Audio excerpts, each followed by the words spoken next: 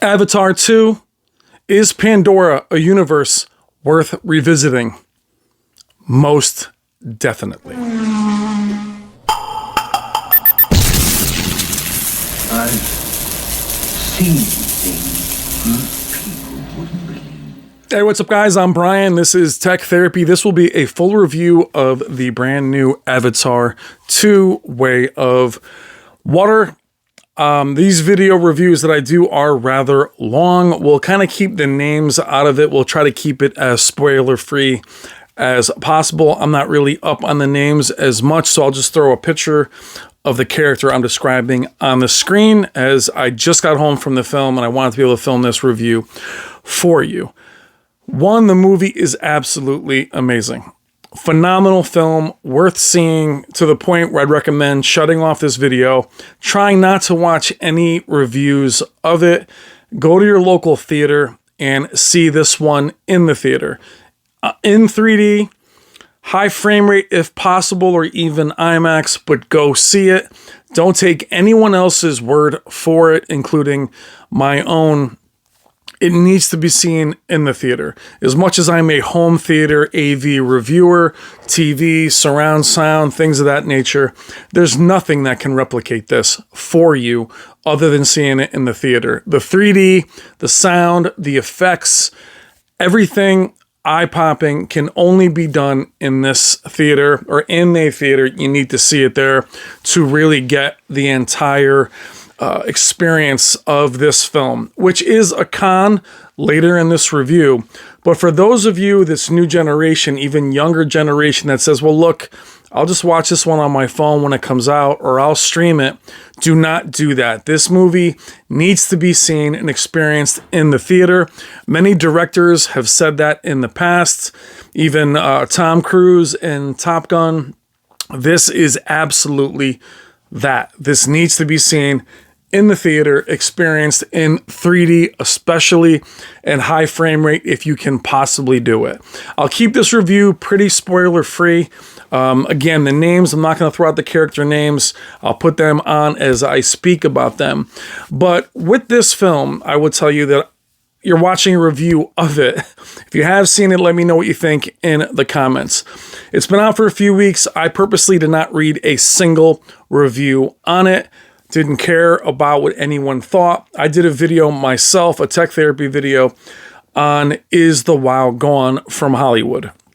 That video was my frustration with current films, current gaming, the lack of wonderment in games, TV shows. It doesn't matter. Nothing surprises me. Nothing wows me.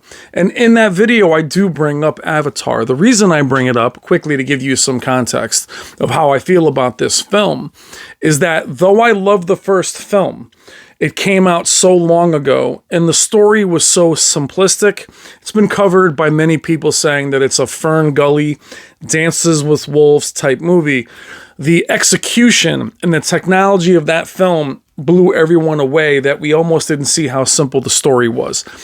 Time hurt that film, though it's still the #1 grossing film in history, I believe, for adjusting for inflation.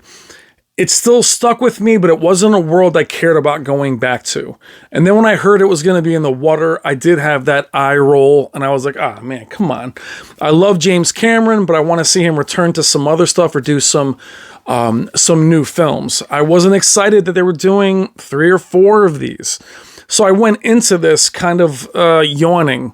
Though I know what he's capable of, Avatar still holds up. The original, the 3D Blu-ray, is phenomenal.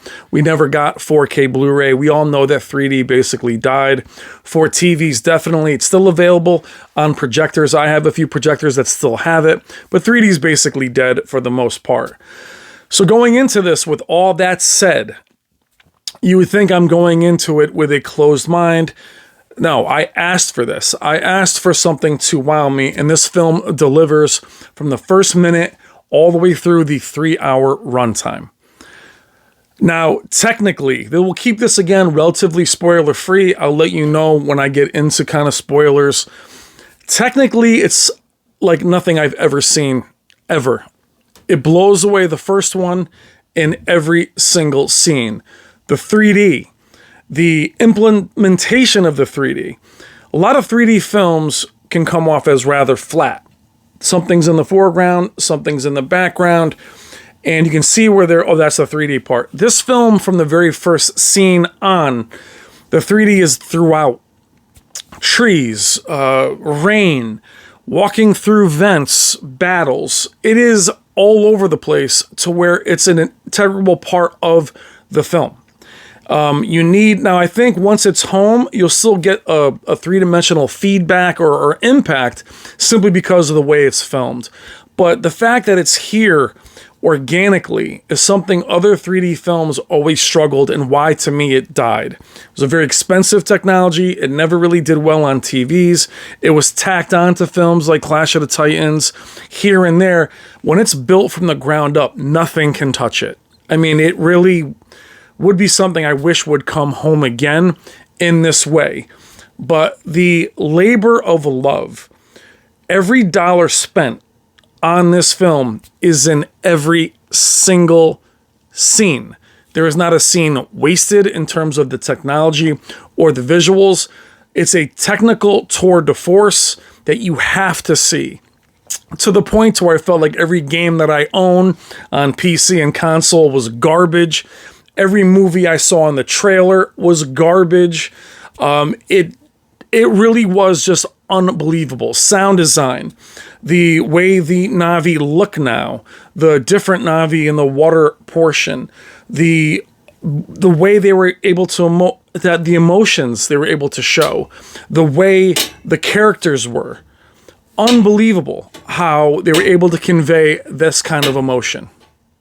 Now, when you spend time saying something is a tour de force, technical tour de force, visual, sound, audio, 3D, things can feel soulless in many other films. And a lot of people thought Avatar felt that way. I didn't feel Avatar felt that way. Yes, the unobtainium and the story was very by the numbers. That was okay. The movie moves along well.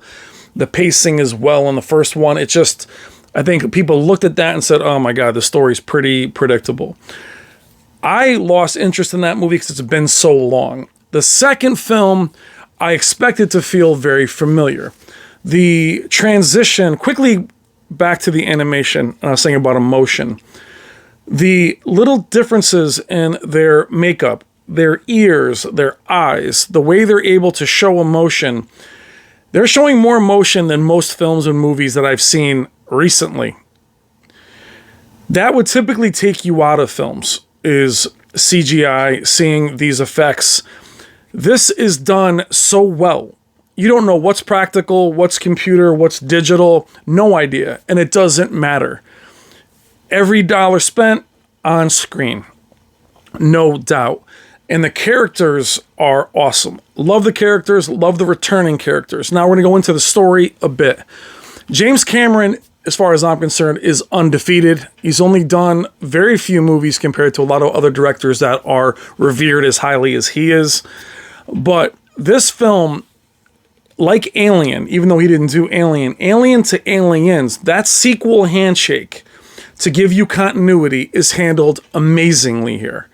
The way he shows, it's not about the unobtainium. It's about the Earth is dying. And we're there now, not just for revenge, but to make that our home world.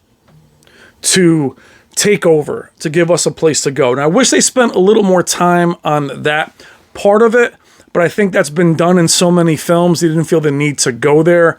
I also think that will be dealt with later in films. But they know that Jake Sully from the first film is the leader, the resistance leader. He's become the leader. His character has evolved.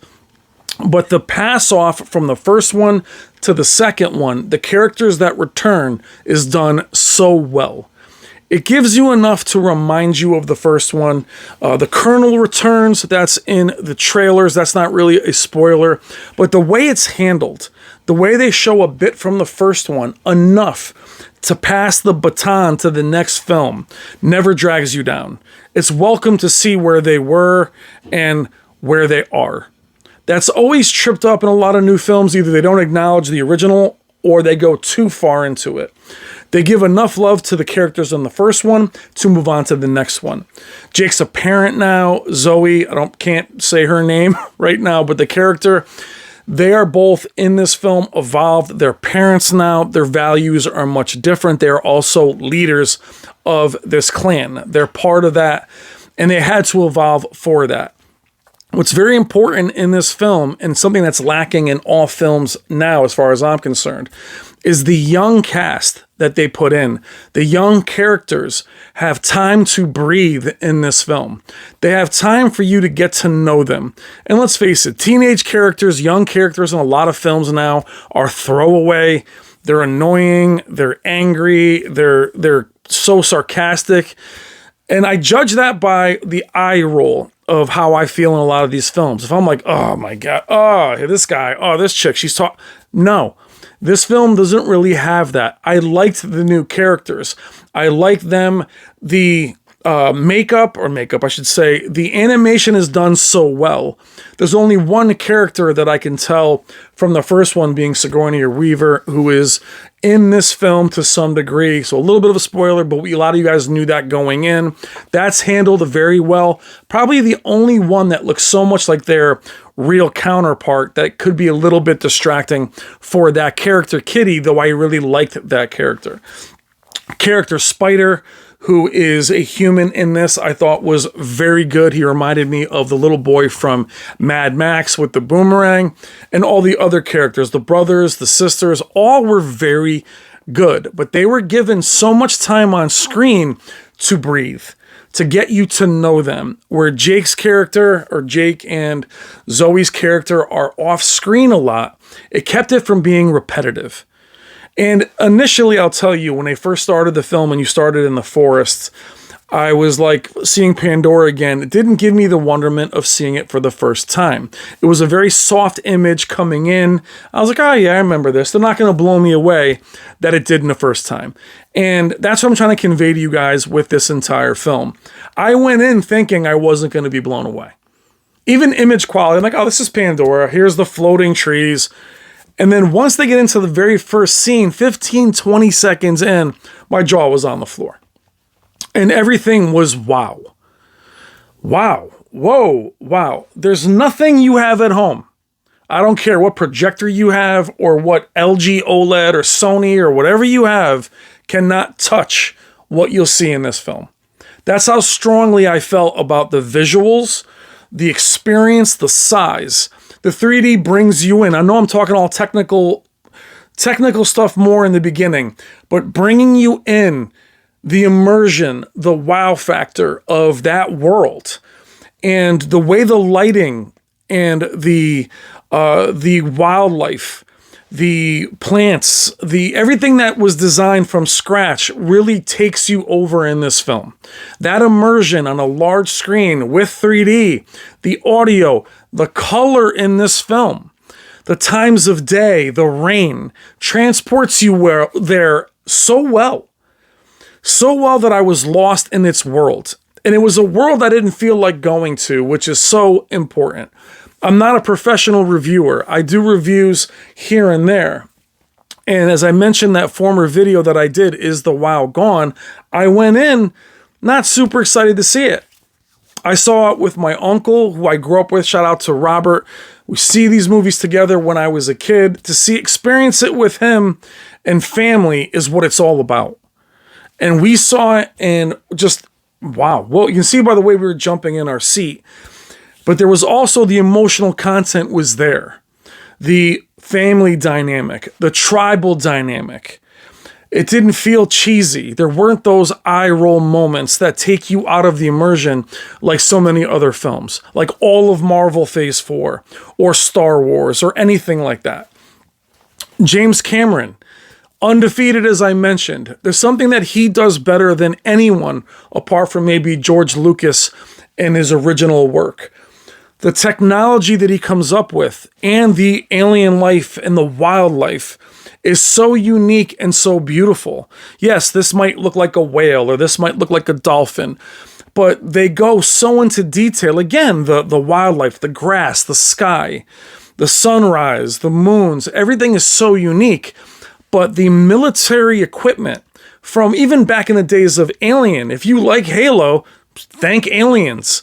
All of that marine armor, all of the firearms, all of their equipment, these crab submarines, the ships, everything is done so well. Every bullet, every piece of equipment, every door that closes, amazing. The design there, nothing is tacked on, nothing formulaic, especially about the technology and the visual part of any part of this film. Once you transport from the forest into the water section, where I was kind of down on, I really want to go into the water part of this. The visuals there are breathtaking. The different tribes, the differences between them. I didn't find any of the characters to be annoying, even the new characters that I met.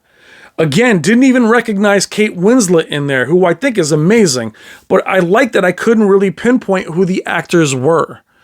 When I did the research for this video quickly, which I'll put up, the cues of who they are, when I saw some of the actors that played some of the cast, the characters, I immediately didn't want to see. I don't want to know who plays them.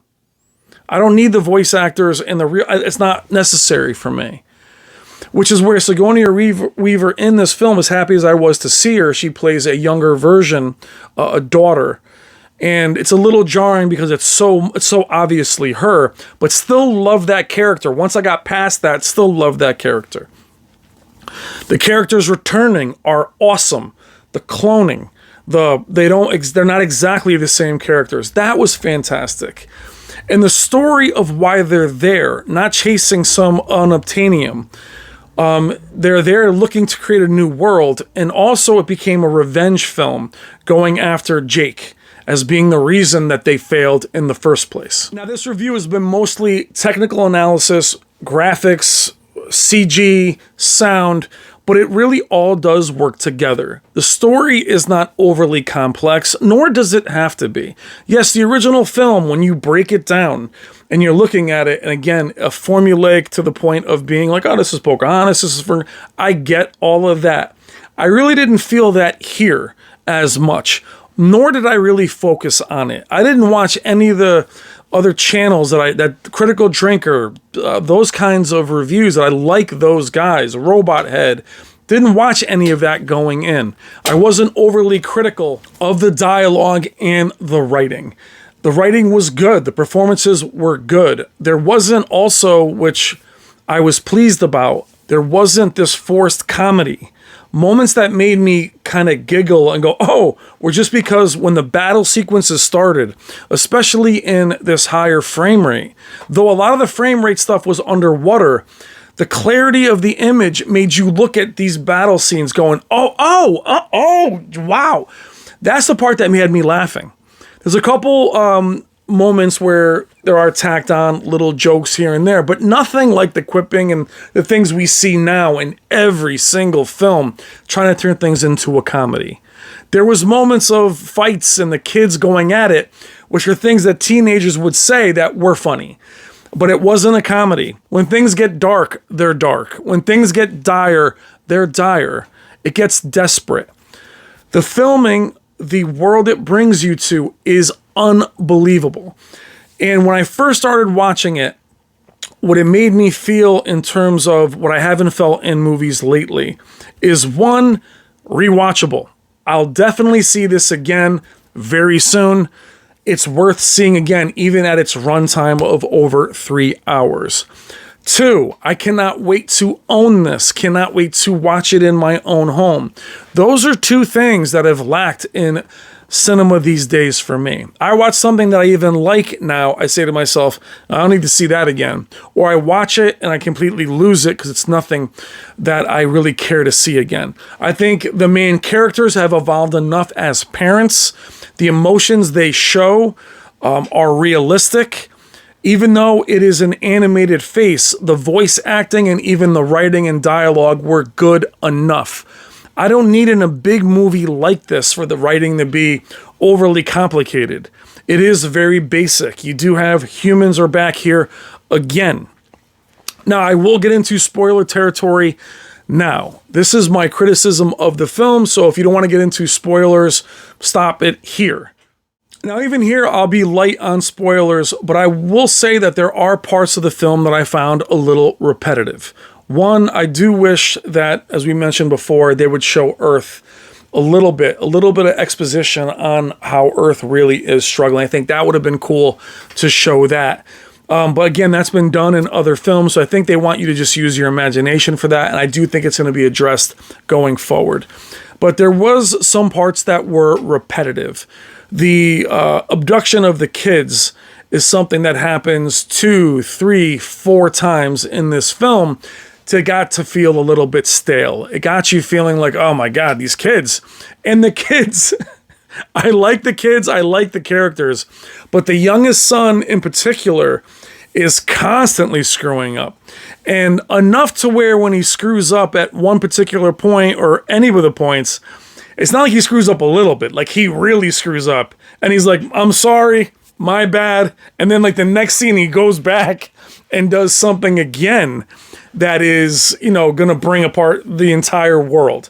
That felt like you could have handled that differently or pushed it off to one of the other kids. Instead, it was the focus on this one kid constantly screwing up. And even though he was very likable, him and his brother have a great kind of relationship. The whole family dynamic is very cool, but fragmented, which ties into this. But I felt that was repetitive. Probably the only time in the film that I felt dragged was, okay, here he goes again. Also, I think that they took a really large story. The first film started kind of small in scale and then was this massive scale. This film got very small. It turned very much into a revenge flick from the Colonel to Jake, one-on-one. Even though the battle sequences were amazing and they were very different from the first film, the scale of the first film, which I'm glad they didn't repeat it because we saw that in Lord of the Rings, that by the time you got to The Hobbit, these gigantic battles got very repetitive. It went from taking over the planet to focusing on eradicating this one character. It got small that way. It wasn't this massive army versus them. It was kind of an even as far as numbers. So that was a little bit odd and it's only meant to be a transitional film. This film is definitely meant to go large to smaller and more intimate, introducing more characters, transitioning from one people to another, to then transitioning, I think, to probably the forest people and then the military jumping in battling. So that is a little bit different, but I was okay with that. Had they done another full-scale assault, it doesn't lack action at all. It is very brisk in terms of its pacing. It is very long. The runtime over 3 hours. There's no way that that's not a con for many of you, and where I do worry about the film a bit. I was completely fine. I love the film. I never felt that it dragged enough to where I was like, Jesus, when is this over? Which is saying something, because I've struggled in the theater with films. I'm so used to watching shows. And we're so used to watching things at home, it's hard to be present. We're so much about, all right, let me watch a little bit of this. I'll watch it in the background. This movie anchors you to the times where I had to go to the bathroom. I was like, when do I go? I haven't felt that in a long time.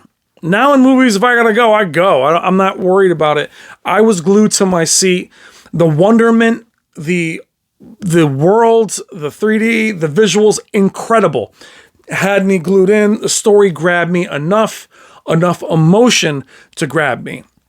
What I think is going to be hard for many people is, do you still care about the original Avatar? The time in between is way too far. People that saw that film that were younger, maybe teenagers, are like, I don't know. And then people that were obviously not alive are like, well, I wasn't born for that. It's going to be a hard film for young kids to sit through. My kids did not want to go see it. They were like, I guess it's really long, Dad. That's a teenager, and an 11-year-old had no interest, where they did see the first one, though, a long time ago. At least my oldest did, and really kind of enjoyed it. Or at least she didn't see it in the theater. They saw it after and enjoyed it. They had no desire to see it again. That's what makes me worry about this. Being a sequel, people are going to be left for that. It's too long. People are used to having their devices on them 24/7. That's why I worry about it a bit. For me, it's a 9 out of 10. The runtime does hurt it. That repetitive part of the film near the end with the kids being abducted is a little bit samey, but other than that, I thought the movie was absolutely amazing. The evolution of the characters, the Colonel being the main villain. Again, spoiler-free territory. I don't want to see the same villain a la Matrix in every film. That is not necessary. And I do want to compare it to the Matrix, as I mentioned. When you look at the new Matrix, you bring in this new cast, you have no time with them. Giving this young cast time to breathe is probably where you're going to transition away from Jake and Zoe at some point, and that's okay. I like them well enough for that. Love the movie, absolutely recommend, but please do not stay home. Please watch this in the best theater in your area. If you can't see it in 3D, still see it, but please see it in 3D. The cinematography is off the charts. Any film animated, typically, unless it's an old school Pixar, always feels soulless. You don't feel the love in it. You feel like, this looks cool. Every scene of this film had me. The 3D, anytime they're crawling through a cavern or fighting each other or aiming or backing away or swimming, every scene had me saying, wow. Every scene had me going, whoa, wow. So it's worth seeing in the theater. Find the best theater you can. See it in 3D. See it in IMAX. I saw it again. High frame rate. I thought it was absolutely amazing. Now, is the wonderment gone? In this film, it's absolutely back. Again, it brought the nerd in me of the tech nerd that was just jaw on the floor. The backlash problem with that, same with the first Avatar, is that's not going to get touched by anything until the next one comes out. No one's going to be able to match this technology or his attention to detail. The attention to detail from the surfaces to the way it's filmed to the 3D implementation, you're not going to see again until the next film. That's a con in a way because nothing else is going to touch it. Gaming, movies, nothing. That's how it should be as far as us enjoying cinema. So take it from a TV guy, surround sound guy, Atmos, all that. Get out of your house. Go see it. Don't listen to anyone saying that you're fine at home. Watch it in the theater. I think, like the original Avatar, it'll look amazing at home.